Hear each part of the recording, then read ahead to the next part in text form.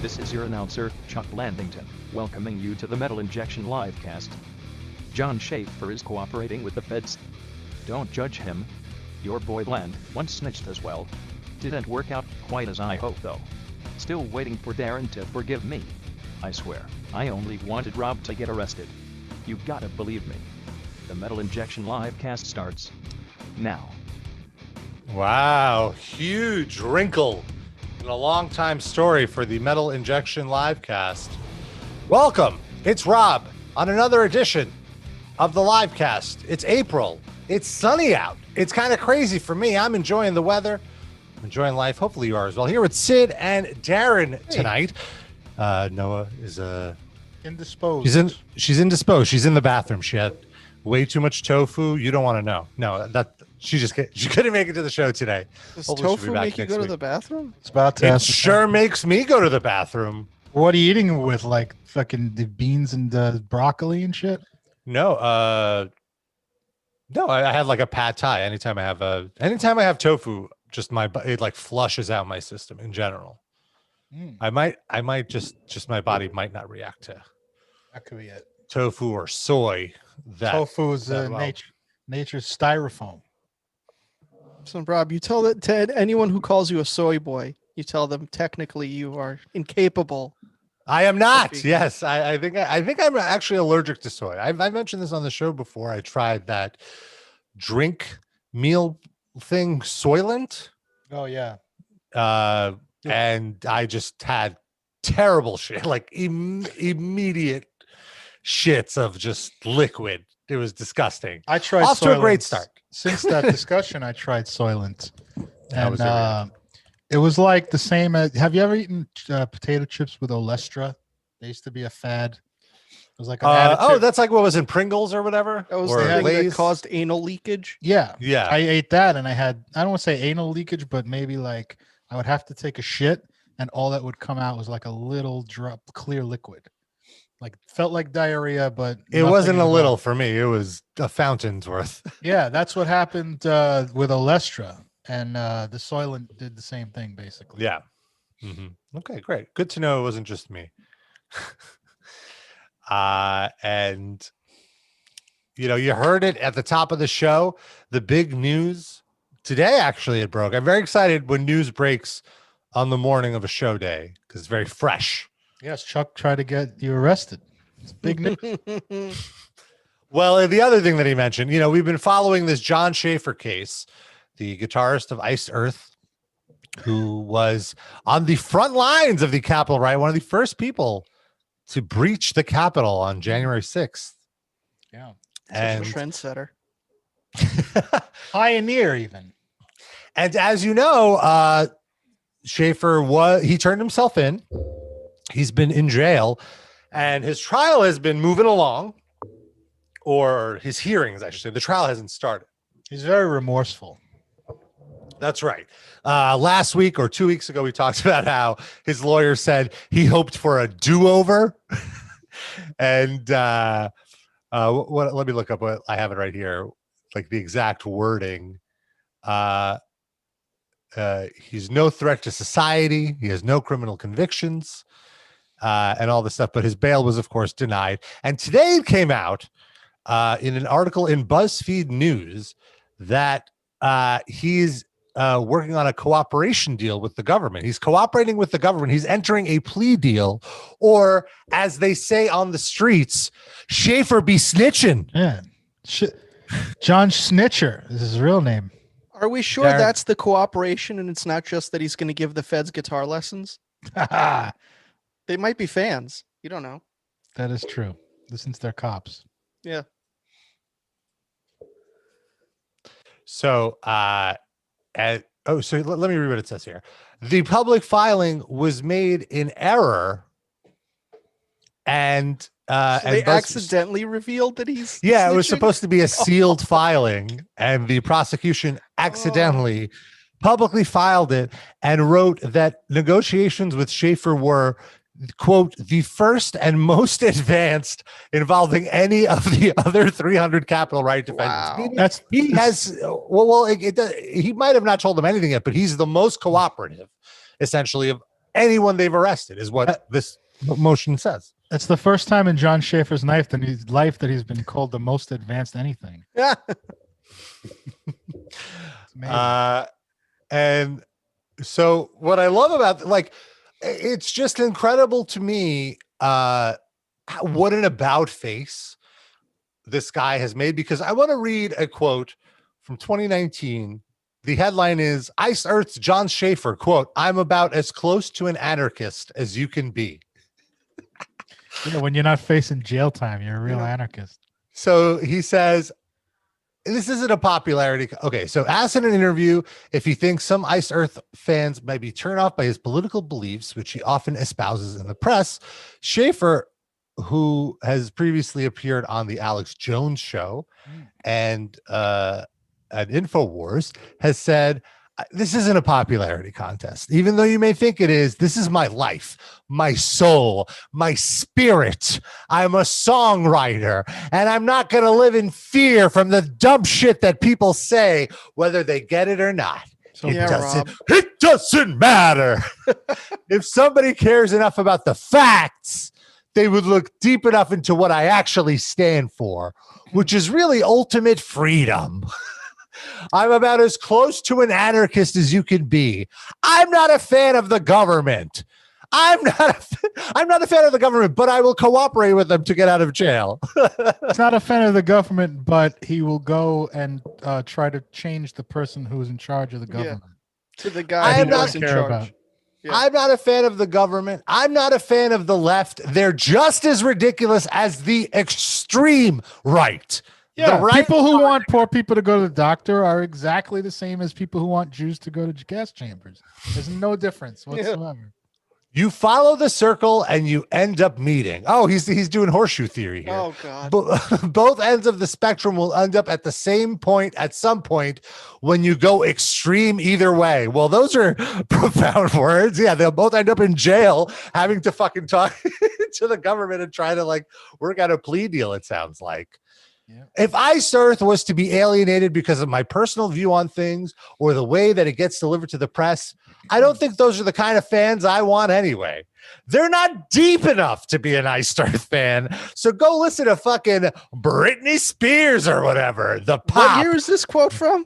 January 2019, so 2 years ago. And Britney Spears is still his like go-to pop culture reference. Go listen to fucking Britney Spears or whatever, which is the ultimate dum-dum music. Wow, what a joke. Yeah. And that's not what metal is. But It's then not I know very there's erudite like Iced Earth, you know. Yeah. Then I know there's plenty of metalheads out there that just buy into the clickbait and buy into the headlines. They don't do any research and it's just easy. So whatever. I don't care. I don't need to please everybody. That's not what I'm here to do. I don't care. He goes on to say, should I keep going? I mean, it's so fun to read these quotes and how he's personally contradicted these views in the last few weeks. Right. Well, he's, it's when you're in your comfortable little suburban enclave, it's very easy to be an anarchist. Yeah. Well, when push comes to shove, you start crying to the cops. He says, "I'm not a right-wing extremist and I'm not a left-wing. I don't play the Republican Democrat game." he plays the Republican game. Yeah, he only plays the Republican game. I don't do it. I got no interest in it. It's shallow. It's stupid. It's divisive. He doesn't like division. I don't like Republicans or Democrats. I just agree with 99.9 of the things that Republicans say constantly. I'm an American first. That's where I was born. That's my country. And I'm loyal to the Constitution and the Bill of Rights. And really, if you dig into that, those documents and the people who wrote them are not perfect. And they weren't perfect, but they were pretty fucking amazing. And they understood history and they understood tyranny. Black people are 3/5 of a person. I mean, what's the big deal? It's pretty fucking amazing. We're moving on to be an American. Well, at least I know how far. Have they ever covered that song? They should. He was the writer of that, so he actually wrote that for him. Is there a more on the nose song for John Schaefer than that? I I love that in the same quote, he says he's as close to an anarchist as you can be. And then in the next breath, he's loyal to the Constitution and the Bill of Rights. Yeah, aren't all follow anarchists government, like all anarchists do? aren't all anarchists fans of the founding fathers? Isn't that in the Anarchy Cookbook or whatever? Well, Rob, I don't know. I mean, I may have to school you on this, but even in an ideal anarchist society, you need rules. You need a governing body. Otherwise, it doesn't work. You can't So have again, anarchy without archy. Hello.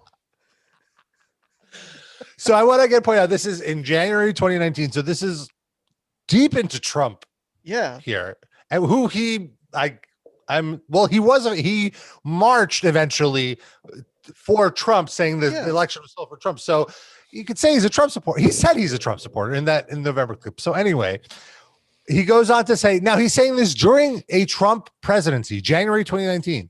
It's not even the election year, which was last year. We're moving into a very tyrannical system. The people are just wealthy enough to be able to deal with it. They think it hasn't affected them yet, a lot of people, but it is affecting them. It's affecting them through inflation, through the loss of purchasing power with their currency. Okay, I agree with that.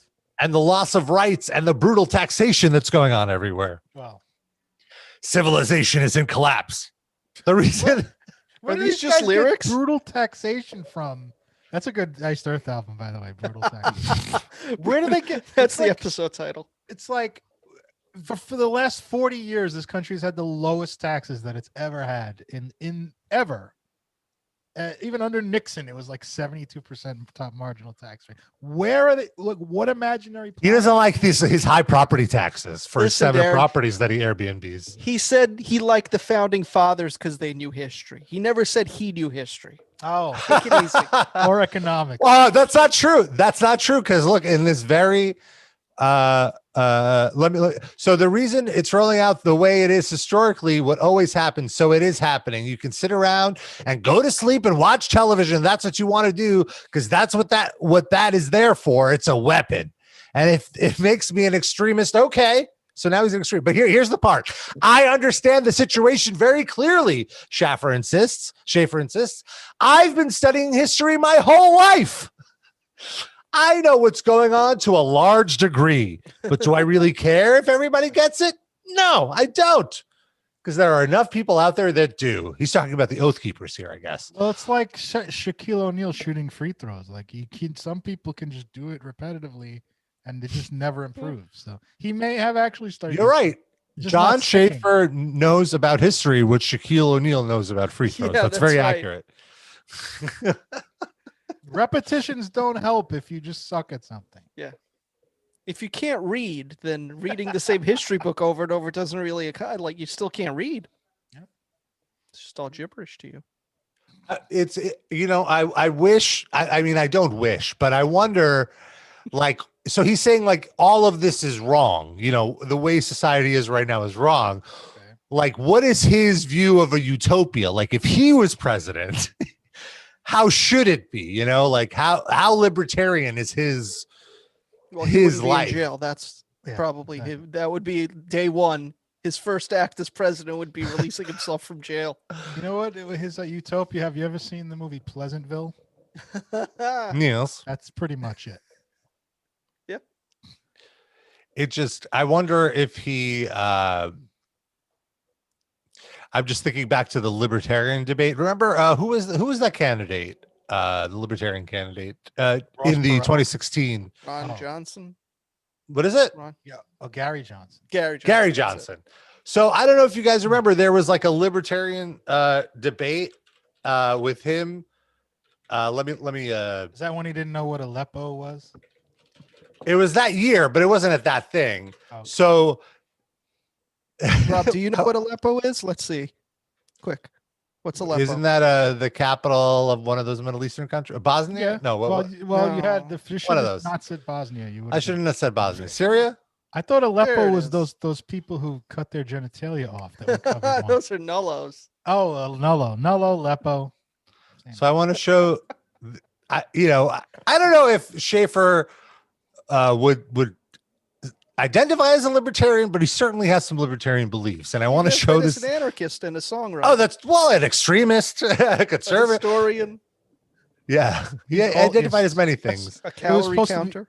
It was supposed to be Easter snitch before when he started, but now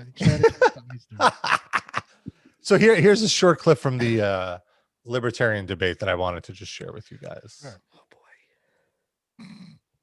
They debating how low the age of consent should be in every state. Oh my God. That'll be the next clip. Should someone have to have a government-issued license to drive a car?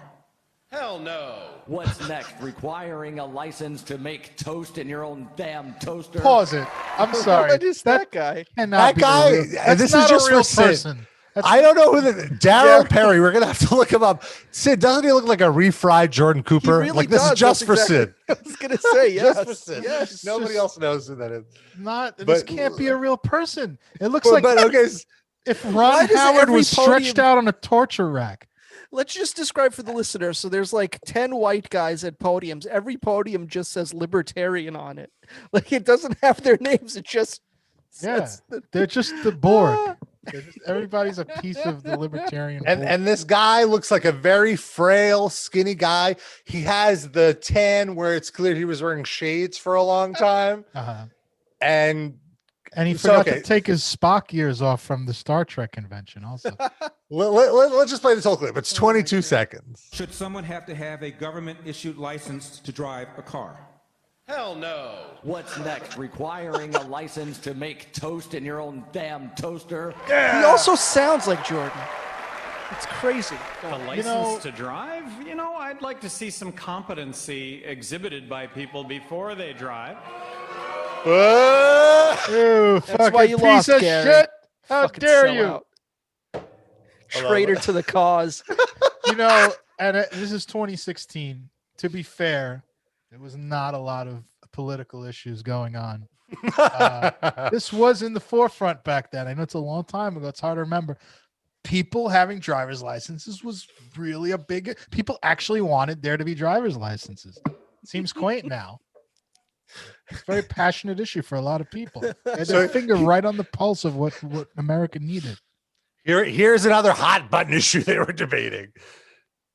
The president has no constitutional authority to regulate drugs. That being said, at the state level, I would support some legislation that would stop children from being allowed to purchase drugs and prosecute anyone who would put a child in danger, because I do believe that children do need some protection. Yes, you should not be able to sell heroin to a 5-year-old.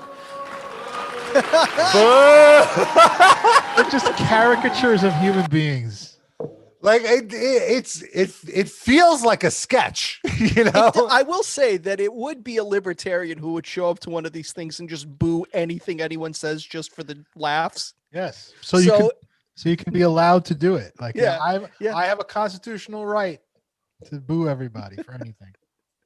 Okay, so this guy Daryl Perry. Now this is where getting our video Patreon really pays off, which by the way, for $5 a month, patreon.com/Metal Injection Livecast, you get access to video versions of all of our podcasts, as well as bonus episodes. We just put up a brand new bonus episode, 2.5 hours. We watch the Lemmy documentary, and we watch it. You watch it with us, and shit gets weird.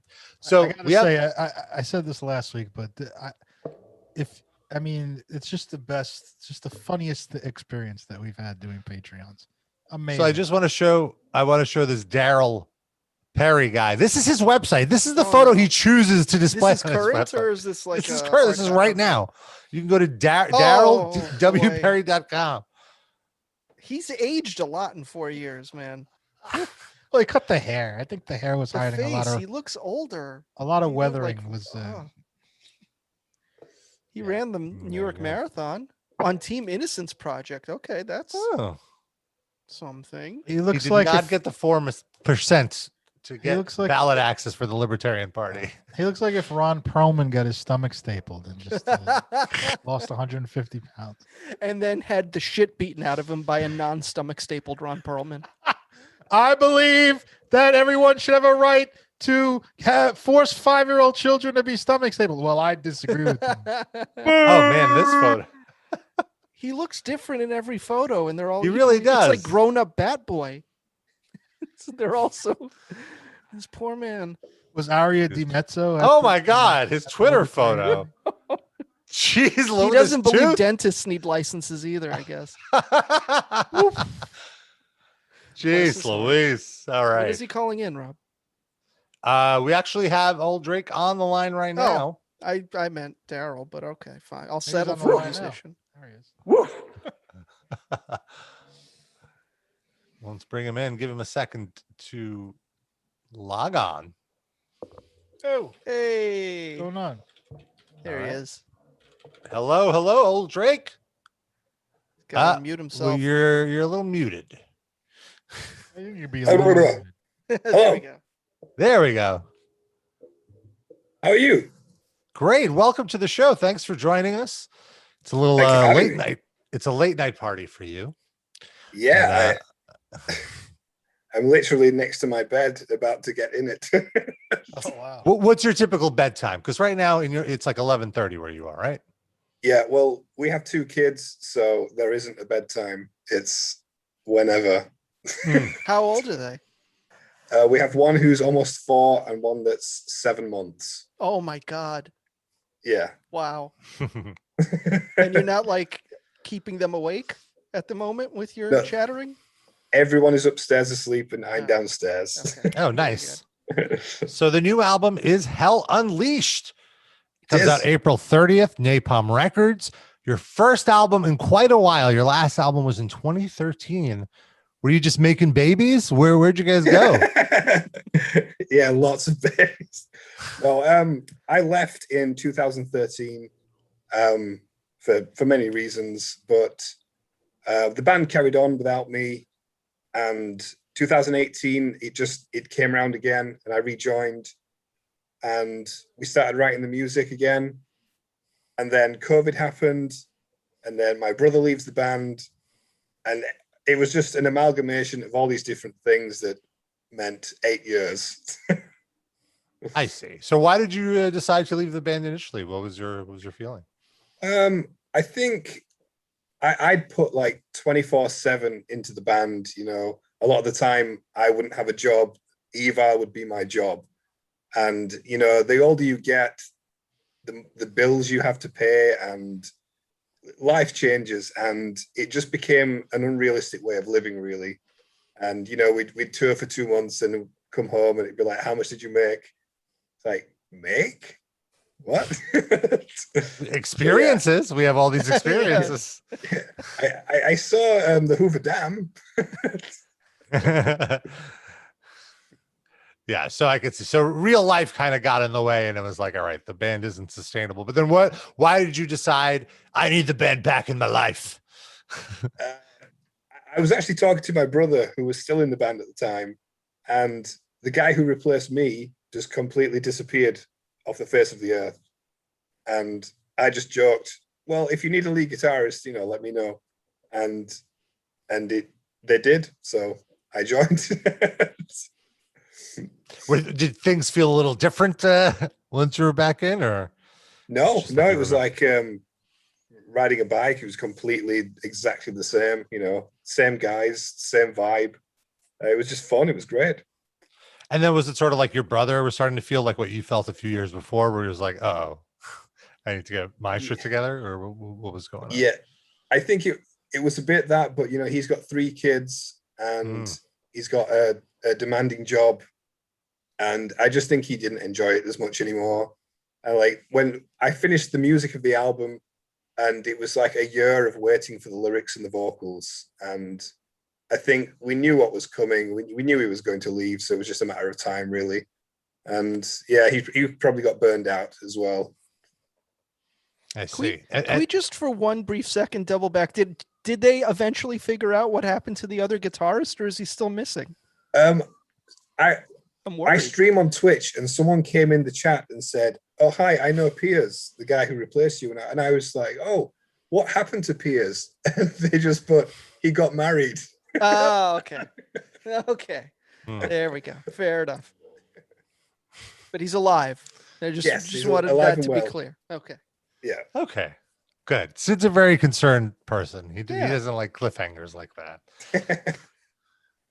So it's been a year of lockdown. How have you been keeping busy, other than the music, obviously?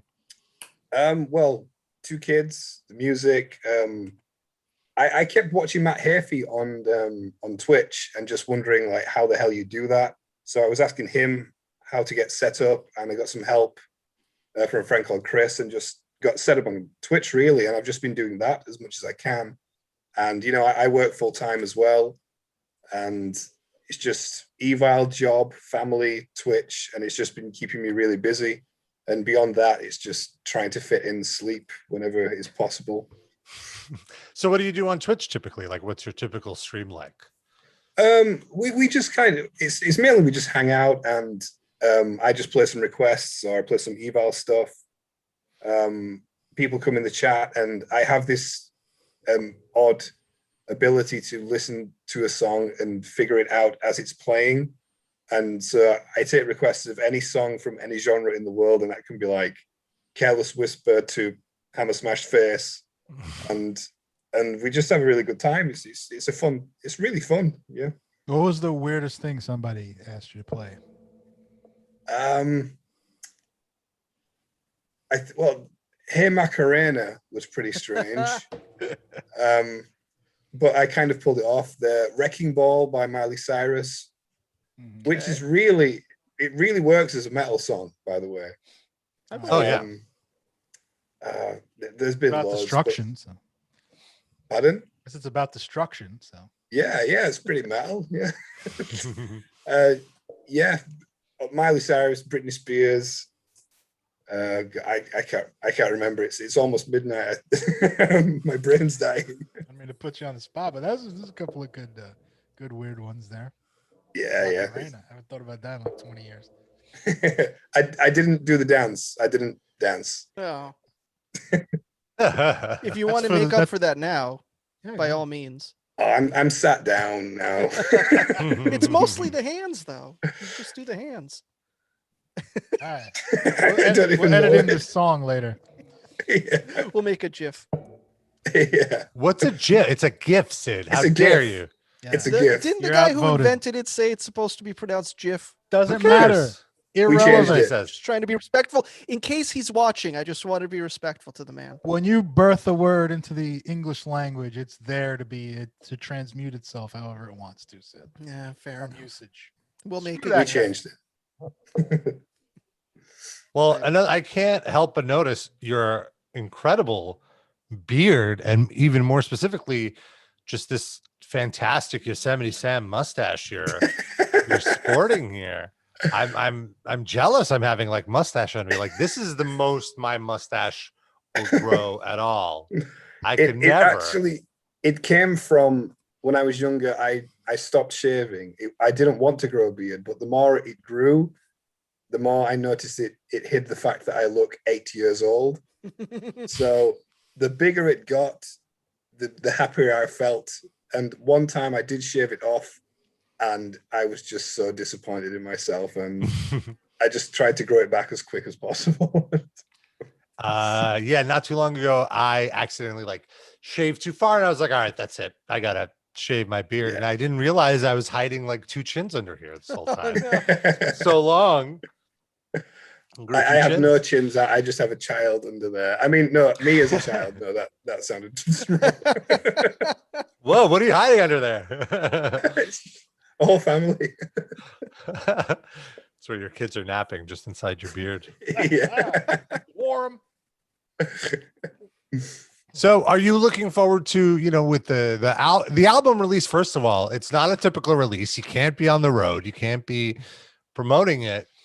But now you are finding, I'm guessing, unique ways to do it, like with the Twitch stream and doing podcasts and stuff. It's not a typical album release cycle for you guys. No, it's really not typical, and it's very annoying because the main thing that makes me enjoy being in a band is playing for people, and it's like we're releasing this album and it's kind of going off into an abyss, and then that's it. And we can't do anything beyond that yet. And it's just really frustrating. I mean, people have been saying, should we do streaming, like stream a live show? But seeing as it's like effectively a new lineup with me on vocals now, that I don't want the first time we go out to be playing to a small camera and some text. It's just, it doesn't feel right. So we're just waiting until we can get back out there, really. And you guys are ready to go, I'm guessing. And so you're itching to get back out there. Yeah. It's been too long, especially for me. I've not done it since 2013. And the band actually carried on, so they've done gigs in between, but I just miss it so much. And was it a difficult decision for you to decide to become the vocalist now, or was it just like, oh well, who else is going to do? It just kind of made sense. It was difficult because it wasn't the plan. I mean, when Matt left, it was kind of like, well, what are we going to do? Because I know what metal fans are like. As soon as a singer leaves a metal band, you're in trouble. So we thought we could either get a new guy, brand new face, but we thought, I think that the path of least resistance would be a familiar face. And Joel, our bassist, didn't want to do it. Ben, our drummer, plays at 1,000 miles an hour and probably shouldn't be singing at the same time. And it was just left to me. And, I'm a fan of like old Sepultura, and that's kind of the vibe that I wanted to put in the new stuff. So I thought, why not I just do it myself? So I'm in the middle of learning how to sing properly at the moment. I'm still learning. Well, it sounds like a fun challenge. Yeah, it's pretty cool. I'm working with Melissa Cross, who's really helping me out. Oh, awesome. And it's just so difficult. I didn't realize how difficult singing was until I was forced to learn how to do it. I recorded the demo vocals of the songs, and every time I did it, I could taste blood in my throat. And I just thought, I don't think I'm doing this right. Yeah, that's great. I've gotten in advance of the record, and I really, really dig it. I love the old school thrash vibes, and it's just like really fun to hear thrash riffs, in a modern setting. And is that like a bit of a challenge to, you guys have your established sound, you know what your fans are kind of looking for, and then to kind of also put a new spin on it at the same time? No, I don't think it's a challenge, because when I rejoined, I kind of have my formula that I work with, and how I write songs and how the band gets together with them. And it gets to the point where there's been like 18 versions of each song. And I'm so used to building on them now that it just becomes second nature. And the EVILE sound is pretty much the riffs that I'd start with. So it's just, our goal on this one was to make each song fun and just not have any lulls or, lose interest in the song. So we spent pretty much 2 years on the whole album.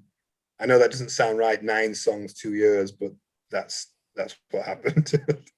Hey, some bands spend 20 years on well, yeah. 9 songs. So. Well, the album is called Hell Unleashed. I'm very excited for everyone to hear it, and I'm excited for shows to come back, first of all, and then to be able to see you guys play these songs live, because these songs sound like they need to be played live. Yeah, the album is just an excuse to play them live. So yeah, I can't wait to get back out there. I mean, COVID's obviously a problem, but the other problem we have over here is Brexit, which means that the UK has left the EU. And I can only speak as a musician. I don't really get into politics, but it's become so expensive for us to go there that at the moment it's unrealistic for us to tour in the EU. And, oh, wow. For a UK band, the EU is kind of the bread and butter. It's the Germanys and everything, but we have no idea what's going to happen. So we're just crossing our fingers, basically. That's great. Yeah, you don't really. I mean, you think about it obviously because you have to deal with it, but like me as an American, when you hear about Brexit, you don't really put it into like, oh, how is it really going to affect touring bands? So yeah, it's really restricting UK bands, and a lot of bands that are touring like from America or from the EU are just completely missing out the UK as well, just because of the complications. So it's not the best decision, I don't think. Yeah. Well, hopefully it'll all work out. And in the meantime, we have all of this wonderful music. The album is Hell Unleashed. I don't want to keep you too long. I know it's time for bed. Yeah. So thank you for making some time for us this late at night. And hopefully we'll be able to see you on this side of the pond soon. As they say. I hope so too. I miss it so much over there. We did about 5 months in 2010. Like we did 2 months and then came home, and then 3 months in a row. And I don't remember a lot of it. And that's not alcohol related. It's just there were so many gigs that it's just a blur of America and Canada. So, but we really hope to get back there. Awesome. Well, we look forward to seeing you. And thank you for taking the time to hang out with us here tonight. No, thank you very much for having me. Awesome, man. Well, have a great one. See you guys. That was old Drake. The album is Hell Unleashed, April 30th. Great thrash. I really enjoy it. So good stuff there. I'm just glad that the old guitarist isn't dead. I was really worried. Yeah. Who knows these days? So moving on, in technology news.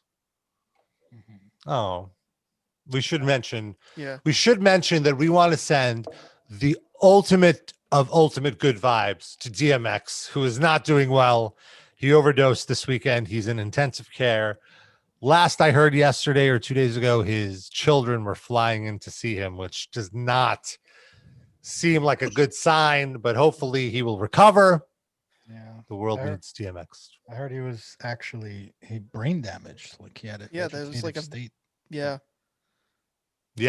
Usually That's you don't what I heard get too. much of a recovery from that point. Yeah, I guess. Yeah, I don't know, but it's a bummer. I didn't mean to distract. I just had a technical difficulty putting my background up, so I just tried to sneak it in there. But I'm glad we could wish him some well before moving on. Yeah. So I wanted to talk about technology news.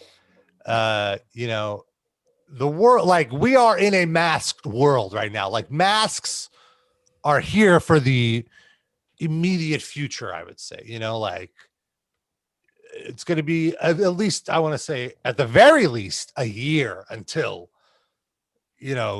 people will not, until businesses, let's say, will stop mandating masks. At least I'm being wearing masks. I agree with that. I may wear masks forever. It's just also the fact that there's just like with chicken pox and all this other stuff, like there's people who can't get the vaccine for immune system reasons and whatever else, not anti-vaxxers, but people who literally will die if they get it, a small percentage, but you don't want to, you don't want them to get the virus. The virus is still going to be around and be passed to people. It just can't hurt you. So for me, it's a much more selfish, of course, reason than that. It eliminates the need for a poker face.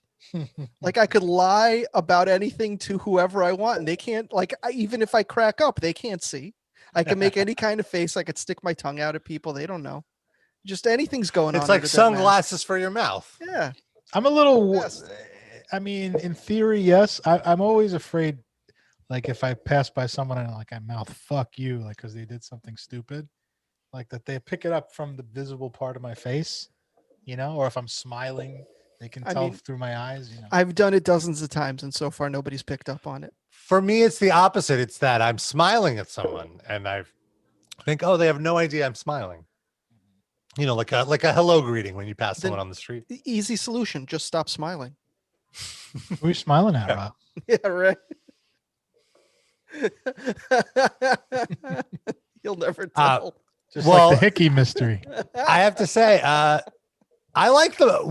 love the masks in the winter too. One added benefit is it keeps your face warm.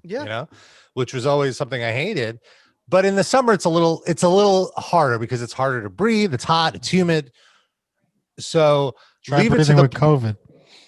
Well, certainly, but I'm saying it's more challenging to wear the mask in warmer temperature than cooler temperature. But don't worry, Will.i.am has you covered with the super mask. Super mask. Starts with super mask. for all of our audio listeners. It starts with an X, so it's like super mask. Yes. How do you? We're joking around. How do you really say this? I assume super mask. I assume you just say it. So just put a fucking S there, you dumb motherfuckers. What is Maybe that was already trademarked, so they couldn't. Yeah, I like that commercial. Little John Denver. Yeah, it's a catchy fucking song. Remember we played? I don't want to get off on a tangent, but we have a version of that mashed up with Saint Anger. Oh, I don't remember that. Maybe later in the show we can do that. I think I have it. So anyway, so Will I Am is doing this. World Wrestling Oh, Federation no, Sports no. Entertainment. What's happening? I was trying to make a joke. Mask. There we go. Super mask. He's working with Honeywell, which is like a washing machine company. You know, they do like appliances. Doesn't Honeywell also like General Electric make appliances and also weapons and stuff? Like sure, a weapons company, if I'm not mistaken. I believe it. I don't want to slander them if they're not, but I think so. So I'm sure they're doing something shitty. The Will I Am worked in partnership with Hollywood costume designer Jose Fernandez, who was also behind SpaceX's spacesuits, and the Super Mask comes equipped with dual 3-speed fans and HEPA filters. What's the fan's purpose? It's like to keep it from overheating, like a to keep your face cool, and also probably to keep the air circulated. And with the filters, it's like filtering the air for you. And wearing, and also not only so the big gimmick of these masks is beyond just the fans and the filters, is there's wireless earbuds on them. So they'll fit around your ears, and you can listen to music with just your mask, where the earbuds look to be like kind of attached to the mask, so you won't lose the buzz. That is so chintzy looking. It's just like glued onto the side of the mask. And it seems like, yeah, it would break off pretty easily. Now, what is the, should have word this correctly. Where's the music coming from? Is it the thing is also an MP3 player, or like what? No, it's like they're Bluetooth headphones, so you connect it to your phone.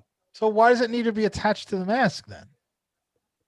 I have no idea. It's so that they can charge $300. Yeah, exactly. I mean, I could understand. That would actually not be uncool completely if it was actually also like a storage device that held your music and you could like breathe to the left. That wouldn't work though, because if it was a storage device, it would need a battery. You'd have to charge the battery. The battery could explode on your face. You don't want that. Figure it out. I guess you have to charge it anyway, because the headphones themselves would need battery power. Yeah. So there is a charging port. Dumbass shit. Rip off. Well, what's so funny is I learned. Go ahead. Sorry. No, I was saying Will I Am got mad that Ja Rule was doing the Fire Fest. He had to come up with his own scheme.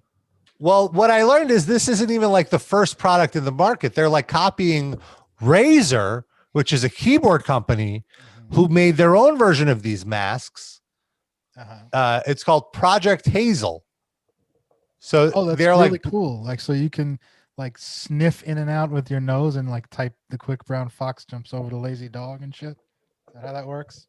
No, it doesn't work like that. It has nothing to do with keyboards. It has nothing. It's just that. So these masks, and they're, if you could see here, the Razer mask, I would say they look cooler. But they still look terrible. They still look, I would feel like such a dork wearing this. But so the big gimmick is they have a clear plastic front. It looks like people a disco would see gas mask. Yeah, people would see your lips move. So everything that Sid likes about masks, it wouldn't really work with these. Get out of here. Pass. Like, oh fuck, I sneezed and sexted my mother by accident. God damn it. So here's some of the ridiculous thing. It has a low light mode. The smart mask interior lights up automatically when you're in the dark, allowing you to express yourself clearly regardless of lighting conditions. What a big problem this is for people. Yeah. And then voice amp technology. There is a built-in mic and amplifier combo, patent pending. So it will amplify your voice through these fucking speakers. Question: Isn't this Yes. like just contributing to encouraging people to go interact with other people, which they're not supposed to be doing during this? Yeah. Like, But it's people protected. can- It's safe. People can hear you better. It's safe, but the mask. You're supposed to wear a mask and not be around people, not just wear a mask. Well, because they're so far from you, they can't hear you. That's where the amplification helps. Oh, I see. This is for like when you go to Chipotle and you. 6 feet Yeah, from the like I'm counter. sorry, what? Extra guac. Yeah, okay. I know it's extra. I'm willing to pay. Give me the guac. Wait, Rob, you don't I have another mask. You don't even have to talk. You just like make fart sounds with your mouth and it types. And then the person gets that in their brain if they also have the brain mask.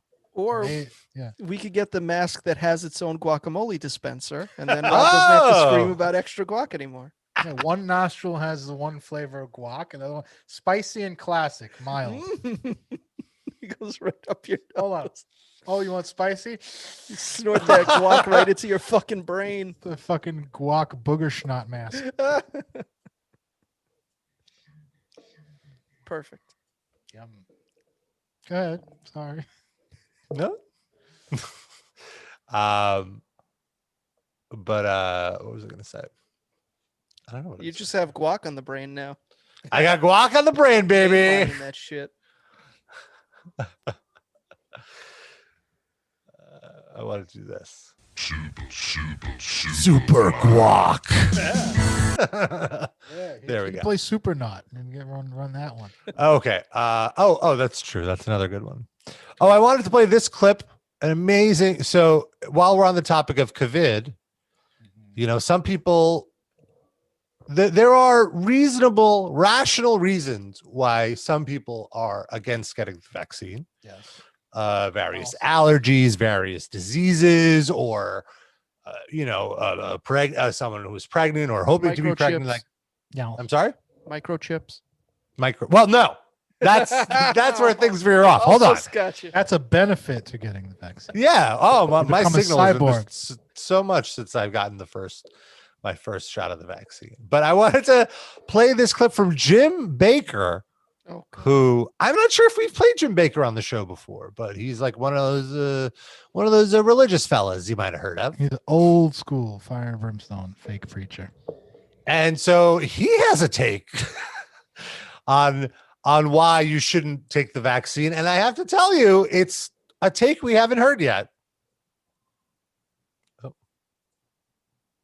I got this from Right Wing Watch, so let me just. Zombies that are on the earth are a disease like any other disease. What?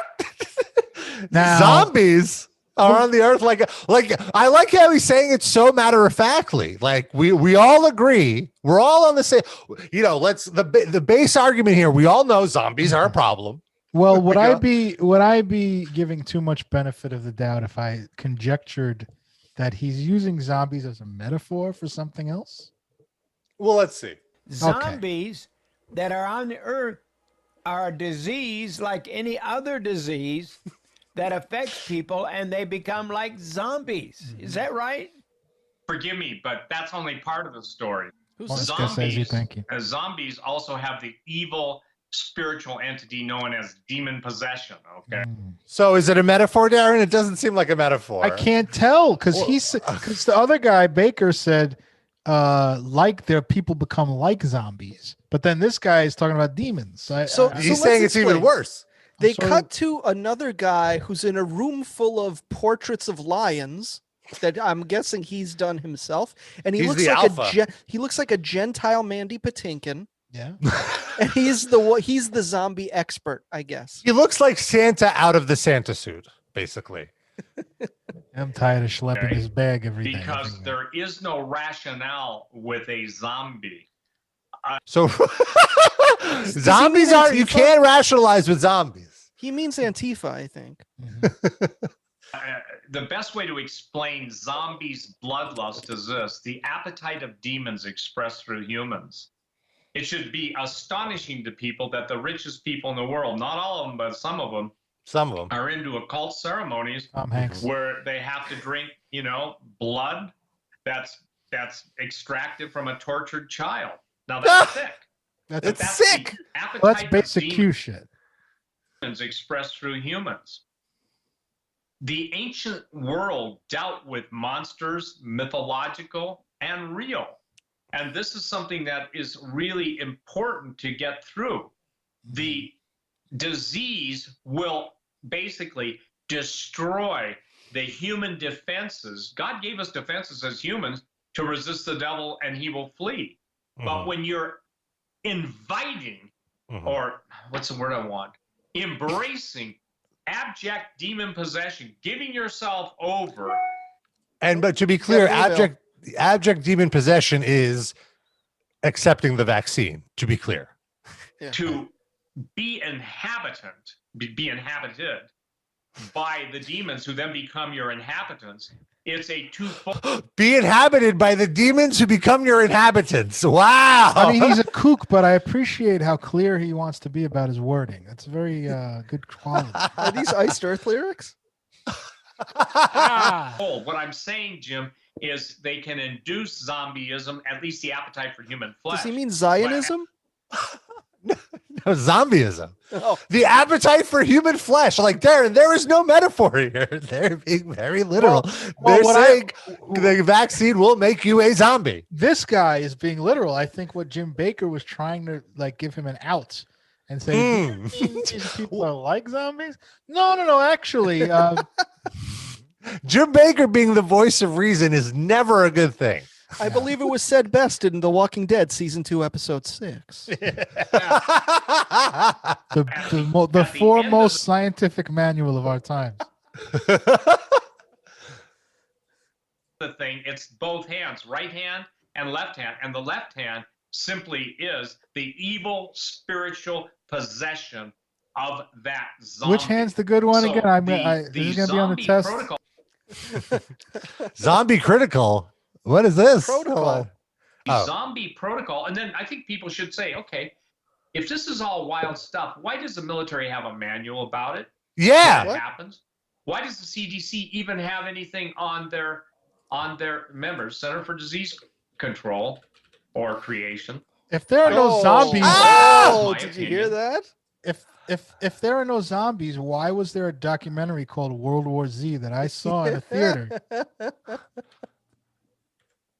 The whole subject of zombies could be just boiled down at one end to a genetically modified human that is no longer human on the level that you and I or a living being is.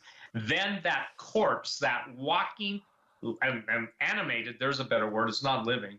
An animated corpse is possessed by a demonic entity. So that Steven demonic Seagal, he entity just described. has knowledge, I think it he's has trying to sense. explain why Barry Bonds doesn't belong in the Hall of Fame. That's what this really comes It's a down more to. coherent argument than most people who make that argument. Purpose to do nothing else but to destroy. And I think that's the easiest way I can explain it. Oh, okay. Makes perfect sense. Oh, wow. You see, his head is just really big. If you look at him in 1992, he had a tiny head, and now he has a gigantic head. There is a CDC thing about zombie preparedness, but it very clearly looks like a joke. Oh. Well, It's like a goof, you know? It's like a not quite an April 1st. for the kids. Yeah. It's really from the CDC, though. Yeah, you just if you Google ZDZ, if you Google CDC zombies, you'll see it. You'll I get just it. It's first feel result. like they do things like that, like limited hangouts, to do something ridiculous, so that you don't actually look into the real shitty things the government's doing, like not conspiracy theory stuff, just shitty negligence. Who are you talking about? What do you mean? When you say Like they, who's like they? government agencies. Like I think they'll put like they release UFO shit, like ridiculous, clearly fake or clearly not inconsequential UFO stuff, so that conspiracy nuts will start going, oh, look what the government's doing, and then you don't pay attention to like actual line item shit the government's actually doing to hurt people. Well, this conspiracy nuts don't pay attention to the actual shit anyway. Whether the government releases anything for them or not, they'll find something anyway. No, but the regular folks, yeah. What I'm saying is like regular folks will conflate stupid, crazy criticism of the government with real criticism and dismiss all of it. Yeah. Well, not John Schaefer though, because he studied history. Yeah. Like I don't know if you guys paid attention to that. He said that earlier. He's really a big studier of history. I do remember that. Have you tried to get a jailhouse interview with him, Rob? I have not. Would you show up to do it or do it over the airwaves? Oh, I'm not flying to Indiana to interview fucking John Schaefer. That would be huge. Yeah. If he's snitching, maybe he'll snitch on other metal musicians too. If you ask him, he'd rat everybody out. What if they only allow people in for conjugal visits? Would you like sneak in? Not, I'd say doing it, but like just sneak in, pretending to be his wife or something. like cross dress, Like Bugs Bunny, yeah.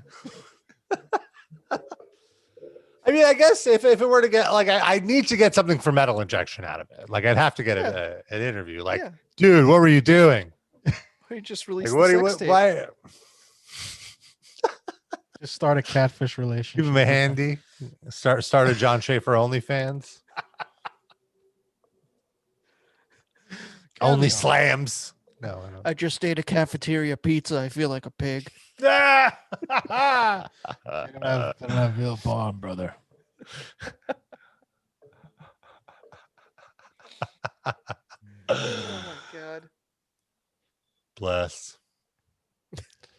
Bless. So let's see what else is going on in the world.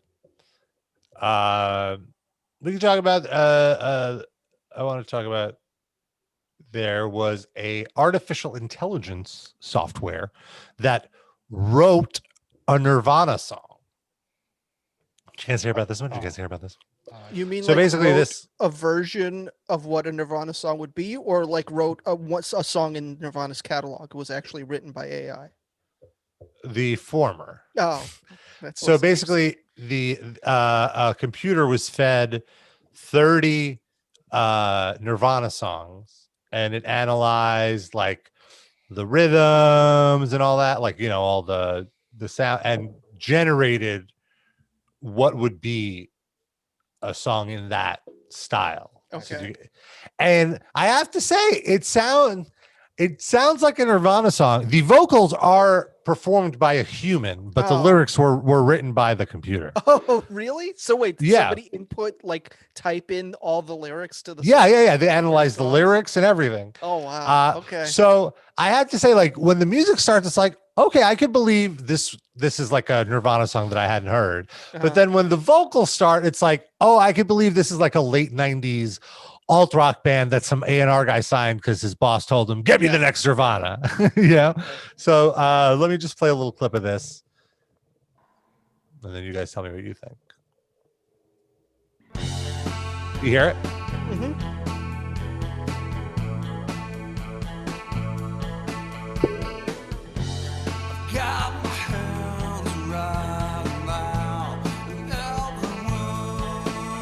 Yeah, the vocal.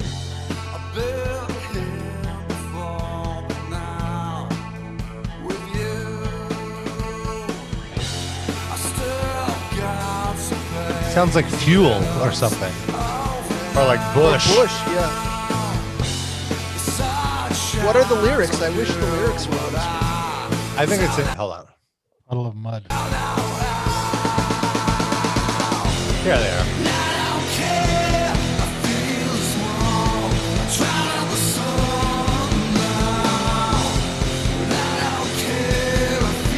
So it's just using lyrics from other songs. That's usually what happens with AI. They get pieced together. Like, they did one like that with Metallica too. Yeah, they did one for Hendrix. It was like a whole project for mental health awareness. And actually, Mrs. Smith commented on this story, and she had a good line, like, nothing helps a musician's mental health like knowing how easily they could be replaced by a computer. That's fair. And if you're a musician and this is your ceiling, then your mental health is probably already pretty rough. This is the best you can do. Good musicians cannot be replaced by this. It kind of reminded me. There's something we posted where a engineer took a Van Halen song, running. I think it was "Running with the Devil," and he time corrected it. He corrected it to fit the meter perfectly, and it took out all of the soul. Running with the Devil. He took out like all of the soul in the song, like even the opening bass riff, the dun dun dun. That's not even in time. So it was so wild hearing the final version because it just like it sounded terrible. Is this what killed Eddie? Hearing this? Maybe. Do we want to hear like a little sample of that? Sure. Let me get this up here. Give me one moment. And all of these links are available on Metal Injection. You can just do a little googly moogly. All right. Burping all over the place here.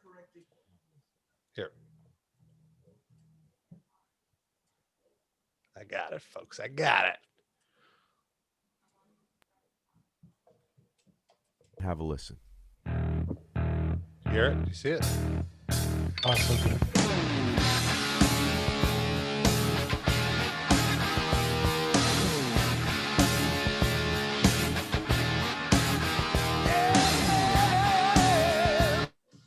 Hold on. Why is it sharing my whole screen?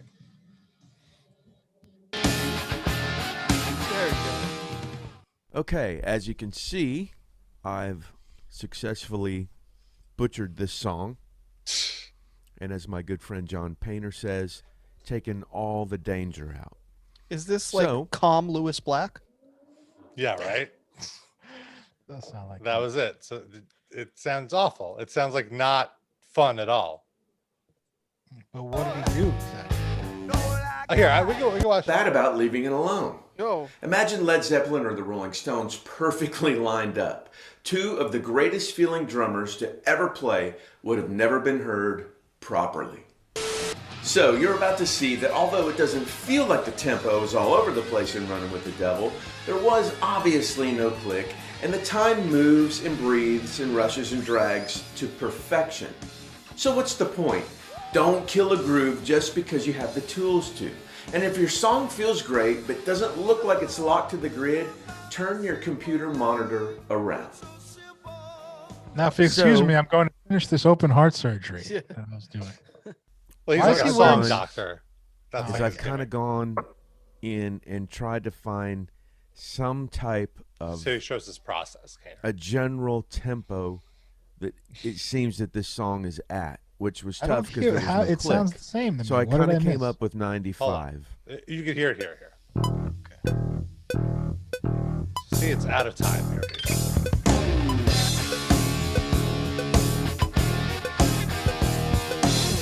This is the original, to be clear.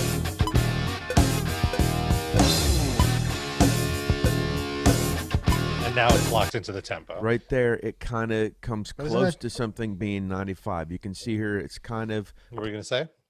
Like, how is it out of time? Isn't that just a different beat that he's playing? Like a fast. Well, he said he found the average beat per minute in the song, and then he set it up. speeds up and slows down, is what you're saying. Yeah, it doesn't maintain the time, and then so he corrects that. He corrects their fluctuating from the meter, and then it takes the soul out of the song. Close to the grid. If it speeds up, I mean, even these two bars, even the very intro of the song, there aren't like 4 beats in a row that are in time with anything. Which it doesn't mean a thing. It just means that these guys are playing as a band, and it sounds great. But like my favorite thing about this is he's advocating for why you shouldn't do this, and he basically shows it go to you. through that whole process on video would take forever. So let me do that, and Can I ask a question? We'll come back to when. Who is the this song for? is Like, who are the all people that were gridded like, up you and know, Van timed Halen out? would have been so much better if they just stuck to the meter. Like, nobody said that. So it's No, like an this is answer to a for question that wasn't- producers to be like why you shouldn't produce your bands to Yeah, stick to the he's meter. saying they're doing that now extensively, and this is why it sucks. No one did it to Van Halen. Because these programs didn't exist then. Right, and so he's saying if they did, Van Halen wouldn't sound good. Okay, as you can see, I've successfully butchered this song. Oh, so we were listening to the original My good version friend still. John Painter says. So here he's going to show taking the final all version. the danger out. Very exciting. So let's listen. He's taking to out all the Van danger. Halen quantized. Okay.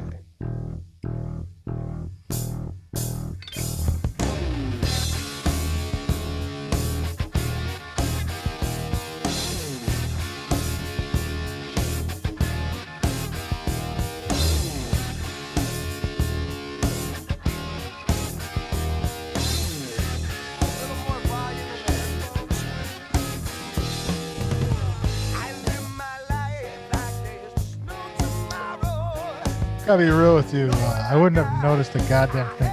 Yeah. Oh, really? Yeah. This time I don't really hear that much of a difference.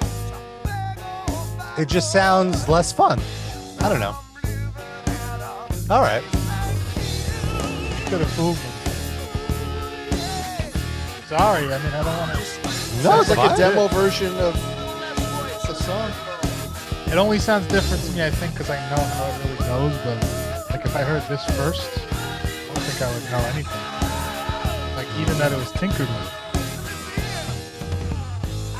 I think our brains just assume that it's quantized. You know what I mean? Like, as you can whoa. clearly Yeah. That's the baby that did that production video, by the way. So we also have a little feedback. We have a little email address here at the Metal Injection Livecast. It's hatemail@metalinjection.net. If you want to, send us an email, talk to us, ask us a question. You're listening. Yeah, we Curse say us something out. on the show. Curse us out. You could send us an email, like a traditional email, or record a voice memo with your voice and email us that, or Yeah, email if us you're a gonna curse us video. out, I want to hear your voice cursing. I want to hear the passion. If you're gonna send us a voice memo, definitely do it with your voice. Or you could do it with that program, like autocorrect your voice. No, record it out of sync first and Yeah. then fix it. Send us both versions. We'll pick which one we think is more commercially viable. So it's Rob, our good friend Rob. He goes, are there any songs you like that contain offensive lyrics? And I don't mean like Cannibal Corpse. For instance, I've always liked Oliver's Army by Elvis Costello, but only this year I realized it contained the phrase one more window, one less white N-word. And Bruce Springsteen's Born in the USA, which says, send me off to a foreign land to go and kill the yellow man. Is it okay to still like and listen to these songs now? Should they be banned or censored or left alone as a piece of history? Well, Born in the I hear, USA. Oh, sorry. Thought you were I done. hear Oliver's Army on the 70s music TV channel a lot, and they just kind of slur the last two words. So it sounds very weird and distract. I think it means censor the last two words. So it's very weird and distracting, like a glitch in the song. So what are you going to say, Darren? I was gonna say I think Born in the USA is satirical. Like he's not advocating calling Chinese people or Asians yellow men. It's like from the point of view of the people sending him to that's how I interpreted it too. They're racist, But I mean, because the whole song is anti-war, so I don't think it's the character saying yellow man. But I would say, to segue into the playlist, I chose a DMX song this week. And he's one of, the song I picked is one of like the 3 songs in his entire catalog that is A, not a big hit, and also B, not extremely in the problematic zone. So he's got a lot of shit like outright homophobic stuff, and a song about I'm gonna rape your 15-year-old daughter, and all that While you watch. Yeah. So intense. But I still enjoy DMX. Like to me, that's he was in that late 90s to early 2000s period where everyone was trying to top each other and like over the top lyrics and stuff before it all became about like being the CEO of The Rock and all that stuff, like being a billionaire and a magnate. It was more like being a crazy fuck that'll kill anybody. Yeah. and he was extremely good at it. So I see it as theater, but it's a lot of shit that's easily cancelable now. Yeah. And also to go on his question, like I think it's fine to listen to music with problematic lyrics if you recognize what's problematic. It's fine. Is I it don't think what's worse, music with problematic lyrics or music without problematic lyrics but made by a problematic person? What's worse, I think I'm more conflicted about the second thing. Yeah, I was gonna say. I don't I'm more conflicted about the second. Like I've stopped listening to artists.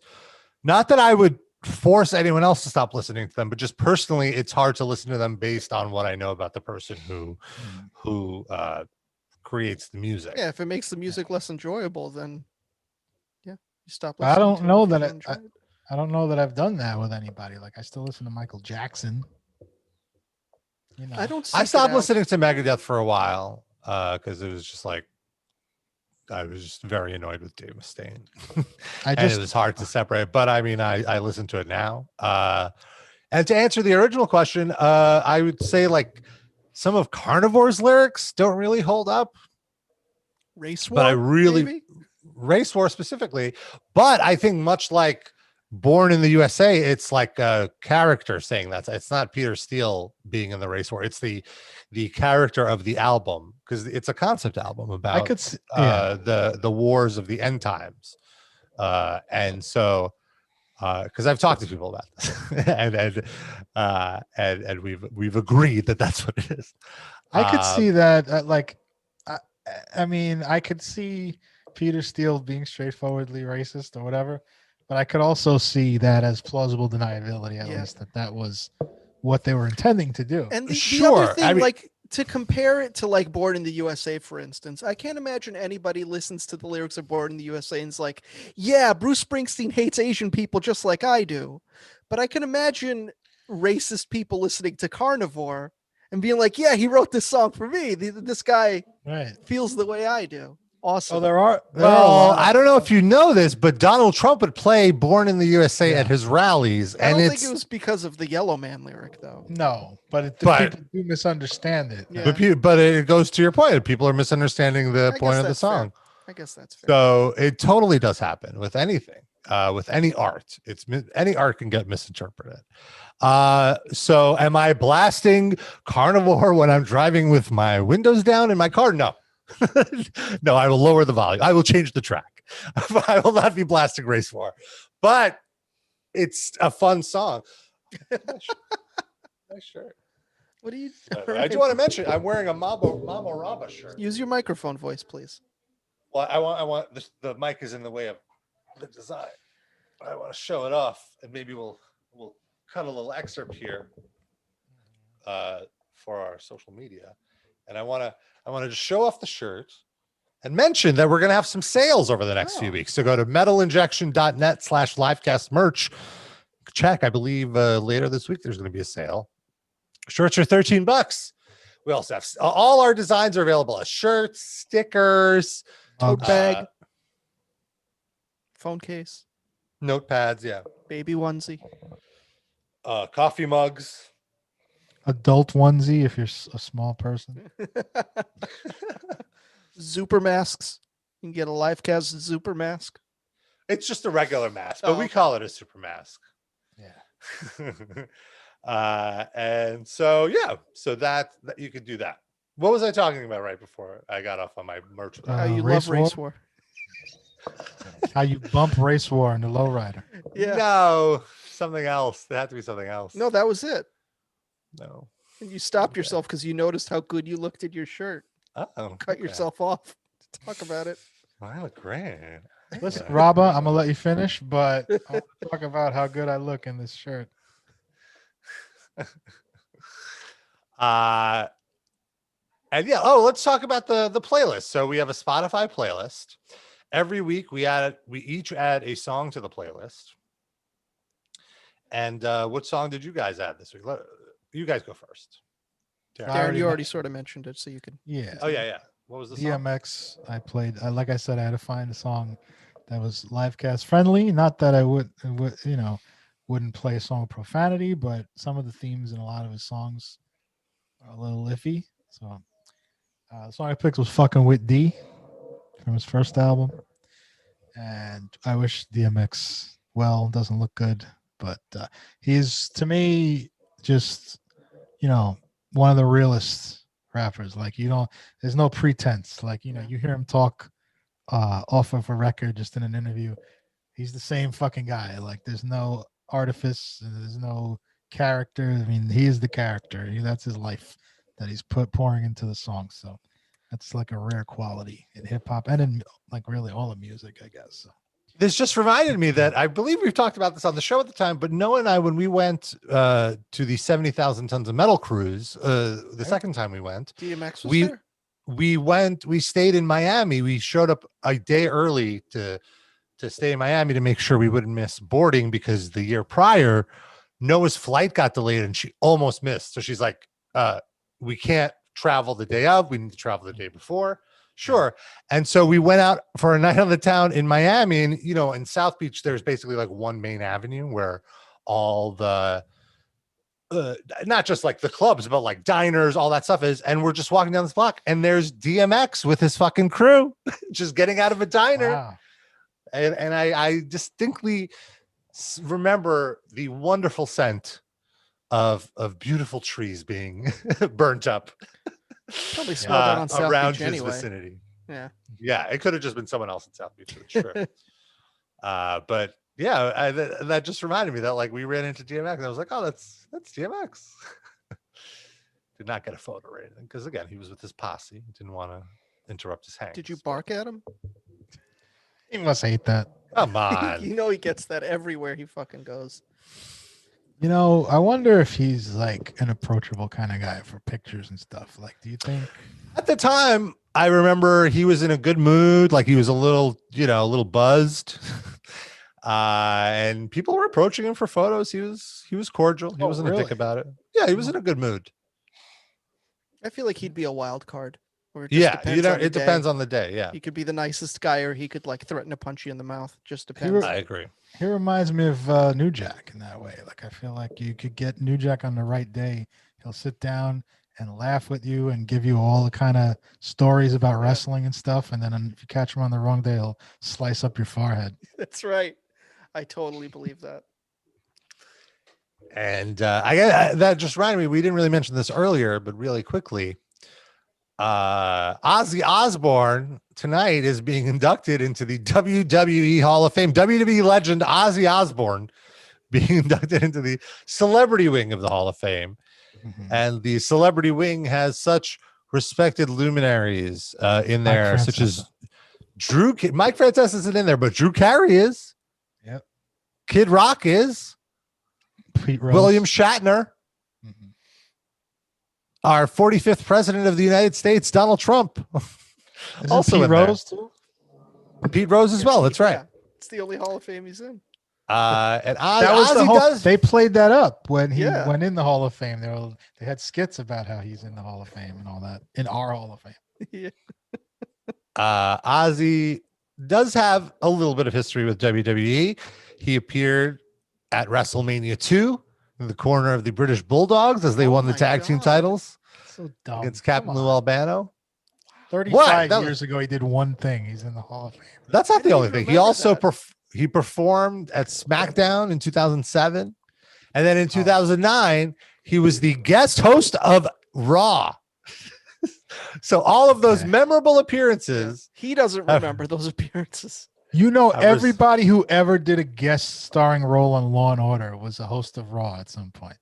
They all should be inducted into the celebrity wing of the Hall of Fame. That's all I'm saying. It's crazy to me though. Like, they have all of these people, like Ozzy Osbourne. He's appeared 3 times, which look, I totally understand why they're doing this. They're doing this to just get some form of mainstream musical. They're doing it to get the publicity of music websites such as Metal Injection to write about the Hall of Fame. And they want to cheer Sharon up. She's had a rough few weeks.